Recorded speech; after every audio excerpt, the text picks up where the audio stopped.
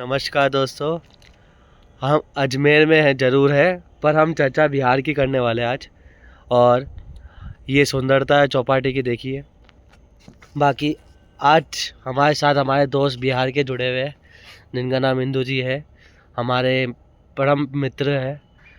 उनसे आज हम क्वेश्चन पूछा जाएगा काफ़ी, और इस वीडियो को ज़्यादा हम चलाएँगे और दोस्तों तक पहुंचाएंगे कि बिहार में जो अभी वोटिंग लिस्ट होने वाली है, तो किसको वोट देना चाहिए उसके बारे में चर्चा करेंगे।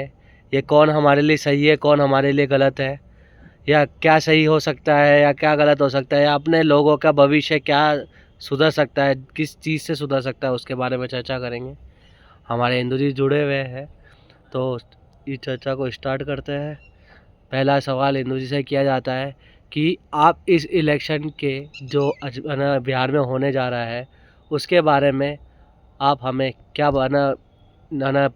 मतलब एक तरीके से कि क्या आप बताना चाहेंगे, क्या निर्देशन देना चाहिए कि किसको वोट देना चाहिए या कैसे करना चाहिए, आप थोड़ा सा हमारे को बातों के माध्यम से बताइए। सबसे पहले आपके चैनल के माध्यम से जुड़ने वाले सभी राजस्थान के हमारे प्रेमी बंधुओं को कोटि कोटि नमन, वंदन, अभिनंदन करता हूँ। दूसरी चीज़ कि आपने जो सवाल पूछा है, जब दर्द नहीं था जीने में फिर खाक मजा है जीने में, जब दर्द नहीं था सीने में फिर खाक मजा है जीने में। हम 1100-1200 किलोमीटर दूर अजमेर की गलियों में खाक छान मार रहे हैं, और हमारे जैसे लगभग 30% युवा वर्ग जो 40 साल तक के उम्र के हैं, 45-50, यहाँ तक कि 60 साल के लोग अपने घरों को छोड़ दिया है बिहार से। बिहार ही एक ऐसा इकलौता स्टेट है जहाँ पलायन इतनी तेज़ी से माइग्रेशन हुआ है, बहुत तेज़ी से माइग्रेशन हुआ है जिसे आप कह नहीं सकते शब्दों में। गांव के गांव खाली हो गए हैं। बहुत सारे दूसरे लोग हमारे बिहारियों के साथ मजाक उड़ाते हैं, अभद्र टिप्पणियां करते हैं। ये आखिर हुआ क्यों? क्या इसके लिए कौन जिम्मेदार है? मैं ये बताना चाहता हूँ, इसके लिए कोई राजनेता जिम्मेदार नहीं है। इसके लिए जिम्मेदार वहाँ की जनता है। जनता ने चुना नहीं वैसे उम्मीदवार को, चुना नहीं वैसी सरकार को। जनता उलझनों में रह गई और जनता को बार बार छला गया, बार बार ठगा गया। माँ की आंचल आंसुओं के साथ निहारती रहती है छठ के पर्व पर, और छठ के पर्व पर जब लोग यहाँ से जाते हैं भेड़ बकरियों की तरह, ये मेरा हुंकार सरकार तक पहुंचना चाहिए। मैं ये बताना चाहता हूं कि जब भेड़ और बकरियों की तरह बोगियों में कोच करके जाया जाता है, तो उस समय हम जाति के आधार पर, क्षेत्र के आधार पर, नेता के आधार पर, सिलेंडर के आधार पर हम वोट दे देते हैं, 5 किलो अनाज के आधार पर, रोड के आधार पर। लेकिन ये जो माइग्रेशन का मुद्दा इतना बड़ा, लॉ कानून और व्यवस्था का मुद्दा इतना बड़ा, ये सब खाक छानने चला गया है। अंतरदेशी से लिखा तानी लिफाफा ए पापा आईवा कीना। तो ये आईवा कीना यही होगा जब तक हमारे अंदर का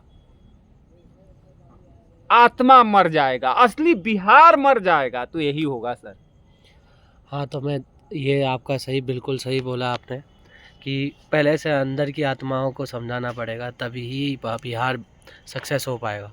दूसरा मेरा ये सवाल है कि मैं अभी नई खबर सुन रहा हूँ कि सबके अकाउंट में 10-10 हज़ार रुपये डाले जा रहे हैं, वोट के मामले में भीख मांगी जा रही है एक तरह से। सर ऐसा इस चीज़ पे आप क्या बोलना चाहेंगे? बिल्कुल सर, ऐसा है ना कि हमारे यहाँ चुनाव होता है, चाहे आपके यहाँ भी चुनाव होता है ना पंचायती का, तो मुर्गा भात खिला करके, रात में दारू पिला करके इंसान को टुल्ल कर दिया जाता है, और सुबह में वो इंसान जा करके मतदान कर देता है।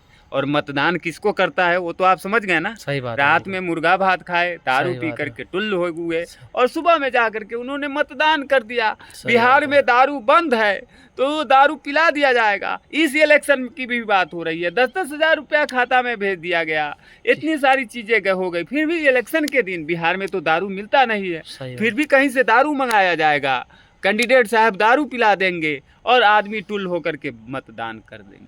बट मैं इस चीज़ के लिए बोलना चाहूँगा हम्म, कि ज़्यादा से ज़्यादा आप भले आपको जिस चीज़ की उपलब्धता कराई जा रही है, आप भले उस चीज़ का आनंद उठाइए, पर बिहार के विकास के लिए सोचिए। हाँ, क्योंकि आने वाला एजुकेशन आपके लिए बहुत आगे सक्सेस हो सकता है, आपके बच्चों के लिए हो सकता है, और आपके जीवन को एक सरलता से इतने घर से दूर जाने की ज़रूरत नहीं पड़ेगी। जैसे हमारे इंदू जी है, रहने वाले वहीं के हैं पर कमा अजमेर में रहे हैं, तो ऐसी चीज़ ना करके वहीं पर ही अपना व्यवसाय कर सके, ऐसे बिहार को बनाना है। आप अपना मतदान उसी को ही दे जो देश के विकास के लिए सोचता है, ना कि उसको दे जो जेब भरने की सोचता है। 10,000 देकर 1 लाख रुपए खींच ले, वो 10,000 सर एक रखने से बात अच्छा है। बताइए, आपके मतदान की कीमत हीरा मोती से भी महंगा है कि बहुत नहीं? बहुत महंगा है, बहुत बहुत। क्योंकि एक राजा के जो वोट की कीमत है वही एक भिखारी के वोट की कीमत है। दोनों का वोट की कीमत तो एक ही है। बिल्कुल बिल्कुल बिल्कुल। तो इस चीज को अगर हमारी माँ, मैं माँ से कहता हूँ, उनका सिलेंडर टंगा हुआ है सर, और 5 किलो अनाज मिलता है, और सिलेंडर मिला है सरकार की तरफ से। मैं किसी सरकार का नाम लेना नहीं चाहता, लेकिन वो सिलेंडर भरा नहीं रहा है।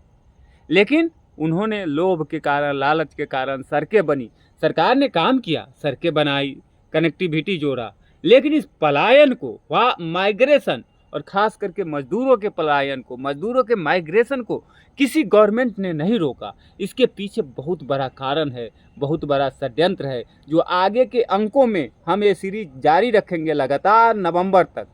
तो आज के लिए इतना ही। नहीं नहीं नहीं नहीं नहीं, अभी मेरे सवालों का अभी जवाब नहीं मिला है। बोलिए।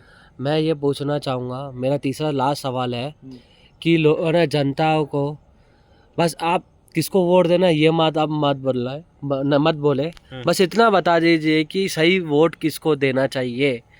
वो इनडायरेक्टली वे में बताइए, डायरेक्ट वे में नहीं बताया। नहीं, इनडायरेक्टली वे में मैं आपको बताना चाहता हूँ कि बार बार रोटी एक ही तरफ रोटी रहती है तो जल जाती है। कोई भी सरकार, अच्छी सरकार क्यों ना हो, उसे हम बार बार चुनते हैं ना, तो उनसे हमारी उम्मीदें बढ़ जाती है। लेकिन जो सरकार होती है वो हमसे कुछ अपेक्षा नहीं रखते, क्योंकि उनको तो फीडबैक मिला नहीं। जब उनको निगेटिव फीडबैक मिलता नहीं है तो उनको लगता है कि हम अच्छा कार्य कर रहे हैं। इसलिए सरकारों को, लोकतंत्र में, डेमोक्रेसी के अंदर आपको गवर्नमेंट बदलते रहना चाहिए। अब मैं किसी पार्टी की तरफ इशारा नहीं कर रहा हूँ। अगले अंकों में हम इन सारी विषय पर बात करेंगे, एक एक नेताओं का कच्चा चिट्ठा खुलेगा इसी महामंच पर। चलो हिंदू जी, आपकी बातें को अमन किया जाए। आपके बिहार के, और मैं भी ये कामना करूँगा कि आपके बिहार का विकास होता रहे, और यही दुआ करूँगा कि आपके बिहार में कुछ ऐसा एजुकेशन भी लोग ले जिससे लोग अपनी मूर्खता को छोड़कर अपना चयन खुद कर सके। बाकी thank you so much for video देखने के लिए, और आपका दिन शुभ रहे।